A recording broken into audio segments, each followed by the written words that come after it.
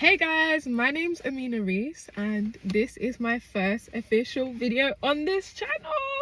So I'm so excited. This channel will consist of different types of content, fave content, finance content, business content, and of course this video is going to be on how I was able to save 5k within my first year of uni. Yes, you heard correctly. And I was just thinking, what can I actually talk about for my first video? And I was thinking this would be a good topic, especially as I am a recent graduate from university. I just graduated from my master's. Thank you, Jesus. That was long, so long. If you want to talk about my journey if you want me to talk about my journey on my master's as well, or even my undergrad, I did my undergrad too. I can tell you a bit more about my university journey if you are interested. Sorry, I'm literally screaming because someone was literally driving past on a motorbike and making so much noise. But yeah, how did I do this? Well, I'm actually from the UK, and if you didn't know, we actually have something called student finance. And I cannot lie, I wouldn't say I got the maximum amount. How much student finance did I actually get? I believe I got 8.1k or something around the sort. And in the UK, the way that they work it out is based on your parents' salary. So I have a single parent. So they were doing it based on my mum's salary, and they worked out and said I can actually get 8k. And I was gassed, guys. Honestly, I was so gassed. I think the max is 10k, but I got 8k. And obviously, I'll be real, I actually wasted a lot of the money, but I still did save a lot of money. And the money that I saved wasn't really from my student finance, only because I decided to go for a nice accommodation. I wanted to go for a bougie accommodation. How much was my accommodation? I know it was like 150 a week, and I was in first year in 2020, so during COVID it was like 150 a week. I don't actually remember how much that was for the entire year. And yeah, I'm a finance girly, but I'm not going to do that quick math, so maybe you can work it out. So I had my student finance, and funnily enough, I also had a clothing brand at the time, Purpose Driven. If you remember, you remember. If you don't, you do not. But I also ended up working for Test and Traced. It was a call center job. Don't know if you remember, during COVID, we had the Test and Trace where we'll literally just call and check in on people throughout the time where they're isolating, get certain details, and we were working with, we had a contract. So Cytel was the company I was working for. We had a contract with NHS. Yeah, so I had that job. I had my clothing brand. But funnily enough, I didn't actually start that job until towards, like, I would say closer to the end of my first year. Yeah, I didn't even start that till like summer in first year. So before that, I just had my clothing brand. Oh, I forgot to mention, I also was doing agency shifts. So I was working for a company called Indeed Flex. I think they still have it around. They actually do have it around still. And I was doing shifts, as much shifts as I could. But I'm going to give you a tip, actually, a hack. If you're in university and you actually want to make money as well, I would suggest that you work in your holiday time. Try not to work as much during the term time, but holiday time, guys, when I knew that it was summer, when I knew that it was Christmas especially, Christmas is even around the corner. So I pray that this comes on someone's page before Christmas and you get the chance to listen to this video, because in Christmas they were even adding money. Like when you're doing certain shifts, they will add extra money on me. I said, yeah, me, I'm going to take on the shifts. I will take on the shifts because I'm trying to make money. But no, guys, it was so funny. I literally was doing agency. I had my clothing brand, and then eventually I had my job. But the real way that I managed to save the money is by by being frugal. I was so frugal with my money. When I tell you, I literally would save about 80 to 90% of all the money I had, because I was thinking, I'm literally in uni, I've got student finance, so all the money that I was working for, I'd only use a little bit to pay for like the things that I needed, but for the most part I'd put things straight into my savings, because I had a goal to save like 10k that year. We didn't hit it and we didn't make it, but because I had that high goal, every time I get paid, the way I'll put it straight into my savings. I had a student bank account with Santander at the time, and I literally would put it into that bank account, and that bank account was just for savings. That's strictly why I had it. And the only reason I opened that bank account is because I wanted to get the rail card. They had this deal where you can get the Santander, if you sign up with their bank account, they will give you a rail card. So I was just like, I've got this bank account, I'm not using it for anything, I may as well use it as a savings account. Now I know everything I know, I would have not used it as a savings account, because obviously we can benefit off of compound interest if I invest that money, or if I got like an ISA or something, interest rate is much higher.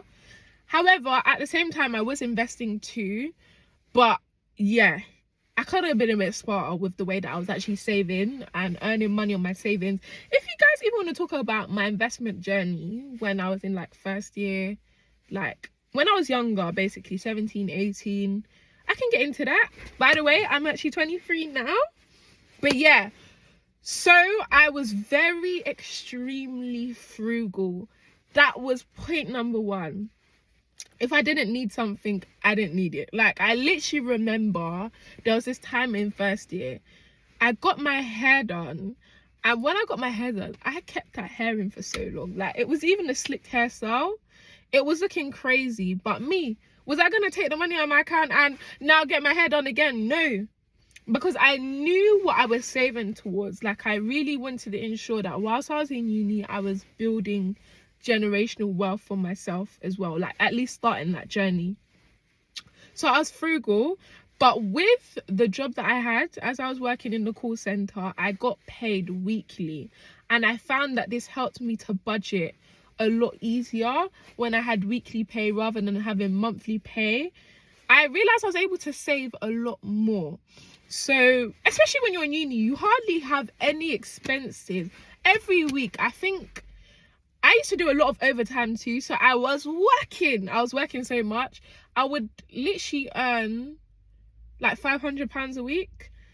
Yeah, like including like overtimes that I was doing, and it was tax free because, you know, I was in uni. I had to pay NI, but I was very small. I earned like £500 a week, and out of that £500, I probably would take like £400, put it into my savings, and keep £100 for myself. Like, that's how deep it was.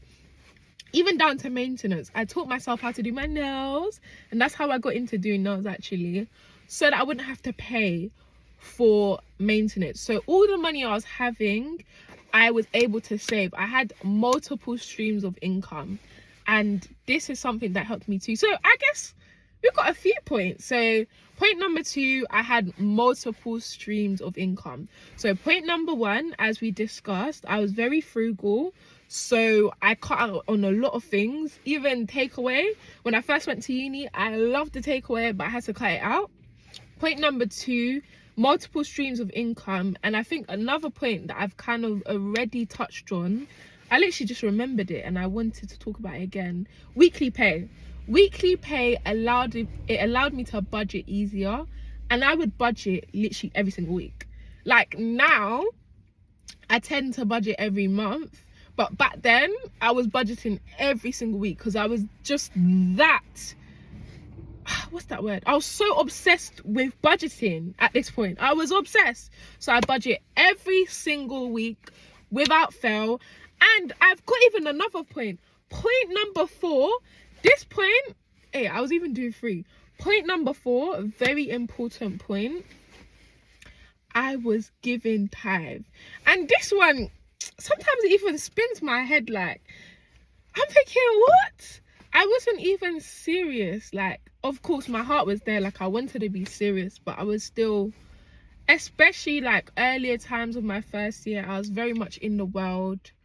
But I don't know what it was. I felt a prompting to give 10% of everything I earned to tithing. And at the time, before I went to the church that I go to now, I wasn't even in church.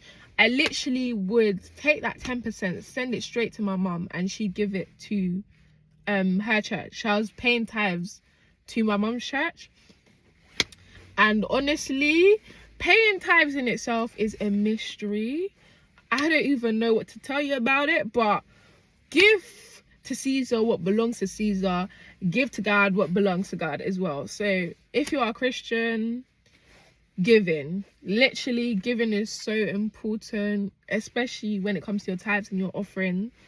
But yeah, so those are some of the things that I did that helped me so much to save. And obviously I did mention I did have a clothing brand as well, so I had a business. But with my business, it was a lot of reinvesting money, so I didn't really take much money out of that business.